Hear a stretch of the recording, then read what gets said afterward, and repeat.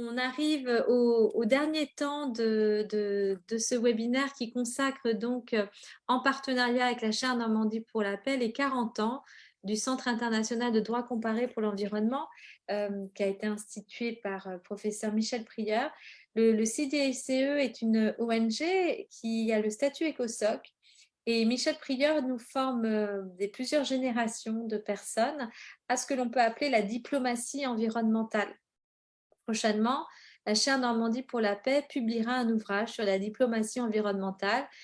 C'est passionné par cette expérience que j'ai eu la chance aussi d'arriver à cette position aujourd'hui de coordinatrice générale de la chaire Normandie pour la paix. Donc un immense merci Michel pour toute ta générosité et toute cette formation au droit international, au droit de l'environnement et de nous permettre de rencontrer des collègues à travers le monde. Alors ce webinaire qui est consacré aux principes généraux de l'environnement, eh bien, moi, il me reste plus beaucoup de temps pour prendre la parole, mais je vous propose que je prenne 10 minutes pour pas trop abuser sur le temps des interprètes et puis surtout pour insister sur l'actualité du sujet, à savoir la question du principe des générations futures, en tout cas se poser la question de où en est-on aujourd'hui sur cette question du droit des générations futures. Alors, je vais juste partager quelques diapositives pour ne pas trop fatiguer notre assistance. J'irai vite sur les diapositives. Excusez-moi, il y a beaucoup de documents qui sont ouverts en même temps. Voilà. Très rapidement, le point de départ, pourquoi parler du droit des générations futures et quel est son intérêt? En fait, le point de départ, c'est que avant qu'on ait vraiment ce principe d'objectif de développement durable en droit international de l'environnement, on avait un postulat d'évidence selon lequel il n'y avait pas besoin de penser à l'avenir et pas besoin de créer un droit de l'avenir ni un droit des générations futures. C'était quelque chose qui était hors de la matrice de pensée, hors de la matrice intellectuelle occidentale, puisqu'il n'y avait pas ce besoin et que le droit, tel que surtout le droit privé encore plus, a été construit en totale ignorance de l'avenir, en totale myopie envers notre éventuelle responsabilité envers l'avenir. À demain, le soin de s'occuper de lui-même. Le professeur Alexandre Kiss, qui a accompagné aussi le professeur Michel Prieur tout au long de sa carrière, a insisté sur le fait que le droit des générations futures suppose pour les juristes de réaliser une révolution copernicienne. C'est-à-dire, c'est de réaliser que le droit ne tourne pas seulement, tout son univers ne tourne pas seulement autour de l'homme actuellement vivant dans ses relations avec les autres êtres humains également vivants. C'est-à-dire que, comme le disait le professeur Mireille Delmas-Marty, une rupture anthropologique dans l'approche occidentale du droit est devenue nécessaire, est devenue réalité avec ce droit des générations futures, puisque les champs légitimes du droit vont s'étendre au-delà de l'immédiat, au-delà des seules relations interhumaines et au-delà des frontières classiques des États. Quand on parle du droit des générations futures, il faut manier la pensée complexe, il faut s'accorder de penser et de raisonner et d'appliquer du droit au transgénérationnel, au transspatial et également au transespèces. Tout cela est devenu nécessaire depuis que nous avons pris conscience de l'extrême vulnérabilité de notre planète et un des moyens d'accélérer cette prise de conscience, c'est de visualiser notre petite planète.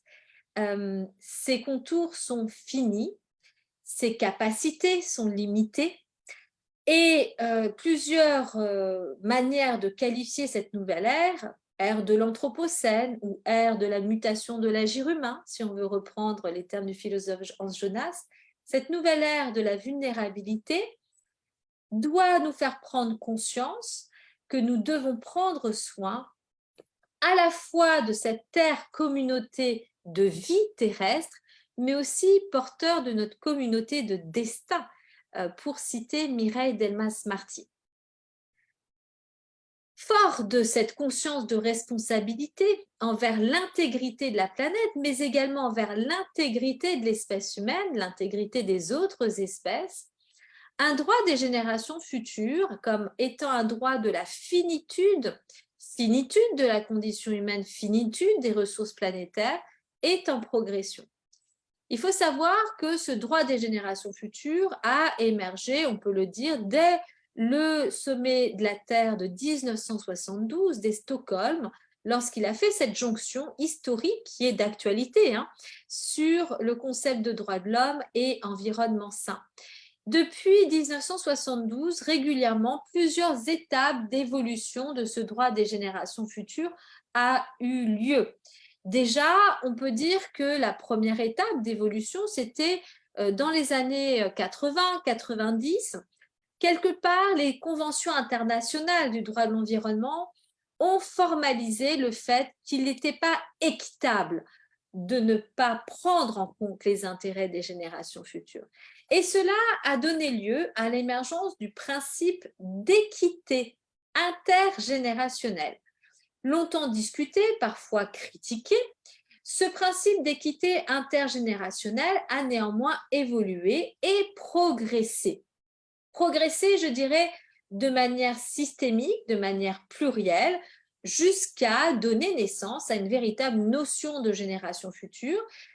La progression systémique s'est faite à travers des concepts matriciels du droit international tels que le principe de patrimoine commun de l'humanité. On peut dire que la mise en œuvre systémique se fait dans la complexité en faisant système avec le principe de responsabilité commune mais différenciée, que des principes juridiques dynamiques participant de ce que j'appelle une épistémologie juridique dynamique ont fait leur apparition, tels que le principe de précaution. Le principe de précaution est un principe d'anticipation des risques existentiels, des risques graves et irréversibles causés à l'environnement, des risques au niveau européen sanitaire. Et donc, ce principe de précaution donne également corps et vie et consistance à un certain droit d'anticipation qui est une des facettes de ce droit des générations futures. Aujourd'hui, on peut dire, dans une nouvelle étape d'évolution de ce droit des générations futures. Depuis la reconnaissance du principe d'équité, il y a eu des pionniers qui ont effectivement avancé leur analyse sur le terme du droit des générations futures. Bien évidemment, il importe de citer le professeur Edith Braun-Weiss, qui est la pionnière, la grande prêtresse du droit des générations futures, qui a ouvert la voie en déclinant des principes de droit international public à l'aune de ces principes d'équité intergénérationnelle. Et elle a donc formalisé cela dans cet ouvrage Justice pour les générations futures. Et puis, des pionniers comme Tony Oposa, le leader de la chaire Normandie pour la paix, ont remporté les premières affaires en justice, ou en tout cas les premiers questionnements devant des cours suprêmes au nom des générations futures. L'affaire Oposa versus Factoram est emblématique dans la mesure où il a calculé qu'au bout de 10 ans, au rythme effréné de la déforestation qui avait lieu aux Philippines, plus aucune forêt ne resterait sur cette île. Ce principe d'équité intergénérationnelle est reconnu maintenant aux Philippines et permet de protéger les océans. C'est également incontestablement l'affaire emblématique matricielle du droit des générations futures à travers le monde. Les grandes affaires en justice climatique, comme celles qui sont menées par Our Children's Trust, Elizabeth Brown, Julia Olson, tous ces grands avocats ont eu l'occasion d'échanger avec Tony Oposa, qui est le leader de la chaire Normandie pour la paix. C'est dire si cet humanisme de l'avenir est quelque chose de plurigénérationnel, car aujourd'hui, nous sommes à une nouvelle étape d'évolution. Nous ne sommes plus au stade de l'équité intergénérationnelle, nous ne sommes plus au stade des pionniers des premières actions en justice, nous sommes dans une période d'effervescence et de transformation du droit. Le droit des générations futures, aujourd'hui, se situe, me semble-t-il, notamment à la rencontre et au carrefour de la rencontre et de cette métamorphose que l'on voit actuellement s'opérer sous nos yeux, à savoir la rencontre entre le droit international de l'environnement et le droit international de l'homme qui se répercute à tous les niveaux des systèmes juridiques. Comme vous le savez, dans la dernière actualité internationale, 2 résolutions ont été adoptées, l'une à Genève et l'une à l'Assemblée générale des Nations unies à New York, pour promouvoir, reconnaître le droit de l'homme à un environnement sain comme droit de l'homme. Et cela est inscrit au cœur de tous mes travaux depuis plus de 20 ans à présent, puisque pour, comment dire, pour contrecarrer des fois les critiques des personnes les plus suspicieuses sur l'idée ou la pertinence d'une reconnaissance du droit des générations futures, j'avais pris le parti d'éclairer par l'envers, en disant, d'accord, si vous ne voulez absolument pas accepter une coloration environnementale des droits de l'homme, à terme, il y aura, de la même façon qu'il y a une tragédie des communs, il y aura une tragédie des droits humains. Et ne pas accompagner ce processus de métamorphose de droit de l'homme à un environnement sain qui se pense de manière systémique, complexe et prospective, c'est-à-dire que c'est un droit à un environnement sain à la fois pour ici et maintenant, à la fois individuel et collectif, mais aussi collectif pour les générations futures. Cette nécessité de verdir les droits de l'homme est devenue de droits positifs et ce qui me plaît, c'est de démontrer que quel que soit le droit fondamental que l'on peut prendre, le droit à la vie, la liberté d'aller et venir, on peut tout décliner au transgénérationnel. Ainsi, l'étape dans laquelle nous vivons est une étape de progression de droits et devoirs fondamentaux envers les générations futures. Droits fondamentaux des générations futures qui supposent de notre part une relation asymétrique de devoirs à leur égard. Et cette idée-là peut être reconnue dans des thèmes variés comme le nucléaire, comme le domaine des perturbateurs endocriniens en lien systémique avec l'intégrité de l'alimentation, avec les modèles alimentaires, avec aussi des questions de bioéthique, puisque en bioéthique, ce qui est flagrant, c'est que dans la destinée d'un seul être humain peut se jouer aussi celui de l'humanité. Et je pense notamment au projet soit transhumanisme, soit de clonage, soit d'hybridation de l'être humain, bien évidemment le climat, avec toutes les actions en justice. Alors, juste d'un point de vue théorique, les fondations théoriques d'un droit des générations futures, à mon sens, sont de 2 ordres. Un principe de non-discrimination temporelle qui permet finalement de renverser les logiques traditionnelles. Si on ne tient toujours pas compte des générations futures alors qu'on les met en danger existentiel, finalement, ça veut dire qu'on réalise une discrimination fondée sur la priorité d'existence sur Terre. Première arrivée sur Terre, premier servi, après moi le déluge. Eh bien, si nous mettons en place des technologies avec des risques existentiels, notamment avec des implications transspatiales, transgénérationnelles et transespèces, nous dépassons vraiment des champs traditionnels du droit qui demandent de reconnaître un principe de non-discrimination temporelle. La non-existence des générations futures ne signifie pas non plus d'absence de protection juridique. Je parle bien de risque existentiel et de pérennité de l'humanité. Je ne parle pas du tout de la remise en cause du droit individuel de l'avortement, je le précise, puisqu'une étudiante m'a interpellée dessus aujourd'hui. Le deuxième principe qui vise à éviter finalement cet abus de pouvoir des générations actuelles sur l'avenir, c'est de reconnaître un principe de dignité des générations futures. Elles sont dignes d'avoir le bénéfice de droits fondamentaux qui demandent de notre part des devoirs fondamentaux systémiques. Et cela permet d'accompagner ces grands changements. Alors, pour des études plus poussées de tous ces thèmes, je vous renvoie au premier ouvrage de la collection de la chaire Normandie pour la paix, Legal Actions for Future Generations, qui est disponible en format papier. Nous avons les exemples que je donne très souvent. Pour vous donner juste un exemple concret de cette métamorphose possible, le droit à la vie, traditionnellement, on l'entend comme un droit à ne pas être condamné à la peine de mort, eh bien, pour les générations futures, c'est un droit aussi de naître sans des résidus de pesticides endocriniens et des perturbateurs endocriniens dans le sang. C'est le droit de vivre sur une planète habitable qui ne soit pas durablement ou comment dire, qui ne les mettent pas en danger de leurs conditions humaines par la pollution, qu'elle soit chimique, qu'elle soit radioactive, quelle qu'elle soit, plastique aussi. Et donc, cette prise de conscience suppose d'agir en anticipation et de développer vraiment la question des principes de précaution. Alors, tous les droits de l'homme peuvent être déclinés au transgénérationnel. Je passe parce que je voudrais passer sur l'actualité.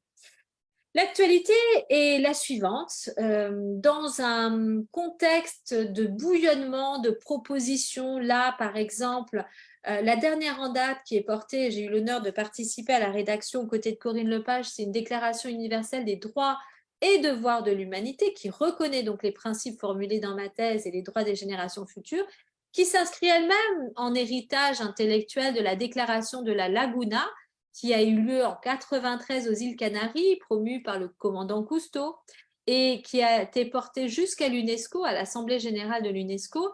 À l'époque, comme toute idée un peu trop pionnière, un peu trop en avance, cette déclaration des droits fondamentaux des générations futures s'est transformée en déclaration de responsabilité envers les générations futures. Néanmoins, cette idée-là est reprise. Et je vais vous parler du sommet de l'avenir. Le sommet de l'avenir annoncé par le secrétaire général des Nations Unies, Antonio Guterres, se tiendra en septembre 2024. L'un des objectifs de ce sommet international va être d'adopter une déclaration des générations futures. La chaire Normandie pour la paix a été sollicitée par les États co-facilitateurs et a donc soumis en proposition la reconnaissance du principe de non-discrimination temporelle, le principe de dignité des générations futures, et a formulé plusieurs exemples très concrets de droits fondamentaux, dont le droit de la planète, de respecter les cycles de la planète à se régénérer. Je vous rappelle qu'on parle de limite planétaire à l'heure actuelle, on parle de jour du dépassement, et cette déclaration pourrait voir advenir peut-être de tels droits. Le bouillonnement au niveau judiciaire, c'est quels que soient les systèmes régionaux, internationaux de protection des droits de l'homme, le système interaméricain, le système européen, le système africain, il y a un véritable bouillonnement de reconnaissance de cette jonction entre droits des générations futures, à la fois droits individuels et collectifs, donc bien cette pensée systémique et complexe, avec le changement climatique. Cela a eu lieu à la fois devant la Cour interaméricaine des droits de l'homme, qui a réaffirmé cela. Il y a une sœur jumelle de l'affaire Opposa versus Factorad en Colombie, qui a mis fin à une déforestation. Et la grande affaire qui a reconnu historiquement la consécration des droits fondamentaux des générations futures, qui appelle des devoirs fondamentaux à valeur constitutionnelle, c'est la décision historique du 29 avril rendue par le tribunal constitutionnel fédéral allemand qui reconnaît enfin ces droits fondamentaux. Cette décision historique permet de générer une véritable émulation intellectuelle sur cette idée selon laquelle des droits fondamentaux des générations futures peuvent devenir réalité. C'est une percée juridique, c'est un accompagnement historique dans ce processus de métamorphose dont je vous parlais, qui n'a de sens qu'à partir du moment où l'extension des droits va aussi loin que vont nos pouvoirs, je cite Paul Ricoeur, et cela signifie quoi? Cela signifie que si notre action s'étend sur 5 milliards d'années, comme c'est le cas avec les déchets radioactifs, il faut se poser la question de la responsabilité envers les générations futures. Il faut l'intégrer aussi au sein de nos institutions. Et c'est là que l'actualité du sommet de l'avenir permet de rebondir là-dessus. Deux choses. Dans la continuité aussi de la motion 56 qui a été présentée au Congrès mondial de l'UICN en 2021, portant sur la création de la fonction de défenseur des générations futures, dans cette continuité-là, il y a, je repartage mon écran, l'adoption et l'annonce de ce sommet de l'avenir. Alors, j'ai beaucoup de choses ouvertes, j'espère que vous voyez bien ce qu'il y a à mon agenda. Sur mon écran, je vous présente les modalités de ce sommet de l'avenir qui va permettre de commémorer le 75e anniversaire des Nations Unies. L'idée est de renforcer la gouvernance pour les générations présentes et les générations futures, précisément dans la continuité du rapport rédigé par le secrétaire général des Nations Unies.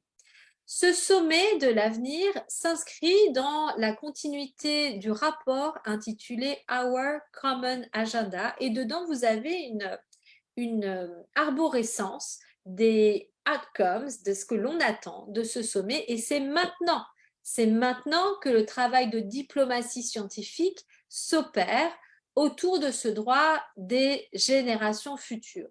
Dans la continuité de tout ce qui a été fait, l'idée de ce sommet de l'avenir, c'est de renforcer le multilatéralisme international, de faire en sorte que ce sommet de l'avenir qui se tiendra du 22 au 23 septembre 2024 à New York, en étant précédé d'une réunion préparatoire ministérielle le 18 septembre 2023, sera l'occasion de faire un pacte pour l'avenir, a pact for the future, qui fait écho avec la déclaration d'Antonio Guterres lors de la COP de la biodiversité qui est en train de se tenir actuellement, où il a dit que le temps était de faire la paix avec la nature et de conclure un pacte avec la nature, un pacte de paix avec la nature, ce qui est complètement le leitmotiv, le refrain, l'ADN de la chère Normandie pour la paix.